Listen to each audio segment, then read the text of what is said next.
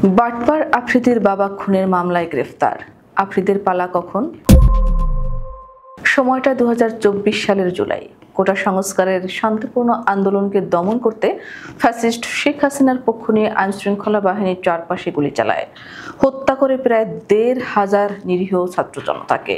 তখনই বাবার অবৈধ টাকার গরমে সস্তা জনপ্রিয়তা অর্জন করা ইউটিউবার তৌহিদ আফ্রিদি সামাজিক মাধ্যমে হাসিনার হয়ে প্রচারণায় নেমেছিলেন। আন্দোলনকারীদের বিরুদ্ধে বিভ্রান্তি ছড়িয়ে হাসিনার খুনি সরকারের সহযোগী হয়ে উঠেছিলেন তিনি। অবশেষে সকল জল্পনা কল্পনার অবসান ঘটিয়ে আফ্রিদির বাবা বেসরকারি টিভি চ্যানেল মাই টিভির চেয়ারম্যান নাসির উদ্দিন সাথীকে ডিবি গ্রেপ্তার করেছে।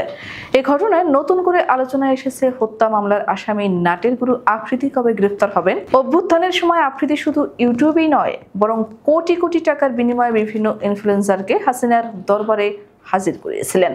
ছাত্র আন্দোলন দমন করতে ইউটিউবারদের ভয় ভীতি দেখিয়ে নিষিদ্ধ আওয়ামী লীগের পক্ষে ভিডিও বানাতে বাধ্য করার অভিযোগও রয়েছে তার বিরুদ্ধে। শুধু তাই নয়, নারীর বিরুদ্ধে সহিংসতা ও শ্লীলতাহানি সহ একাধিক প্রতারণার মামলাও আছে এই স্বঘোষিত সেলিব্রিটির বিরুদ্ধে। সম্প্রতি ১৫ আগস্ট শেখ মুজিবের জন্মদিন ঘিরে সামাজিক মাধ্যমে শোক প্রকাশের যে অভিনব মিশন চালানো হয়েছে, তার পেছনেও আফ্রিদির হাত থাকার অভিযোগ উঠেছে।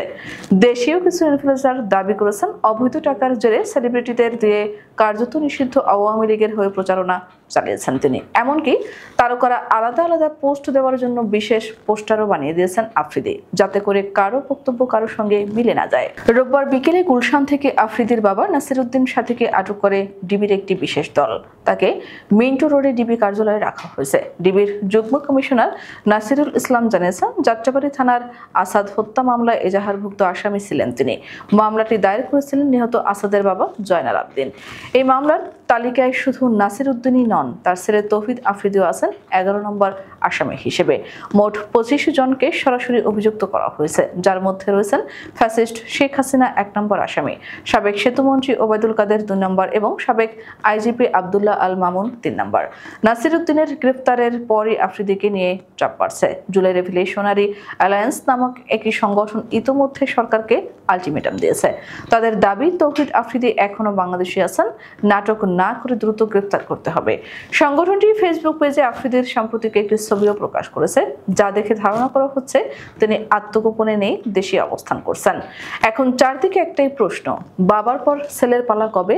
যিনি কিনা ছাত্র আন্দোলন দমনে মুখ্য ভূমিকা রেখেছিলেন, কোটি টাকা খরচ করে ইনফ্লুয়েন্সারদের কিনেছিলেন, সামাজিক মাধ্যমে ঘৃণা ছড়িয়েছিলেন, তিনি কি আইনশৃঙ্খলা বাহিনীর জালে ধরা পড়বেন, নাকি আলটিমেটাম শেষ হলেও থেকে যাবেন ধরাছোঁয়ার বাইরে? বাংলাদেশের মানুষ উত্তর খুঁজছে, আর ভুক্তভোগীরা ন্যায় বিচার চাচ্ছে।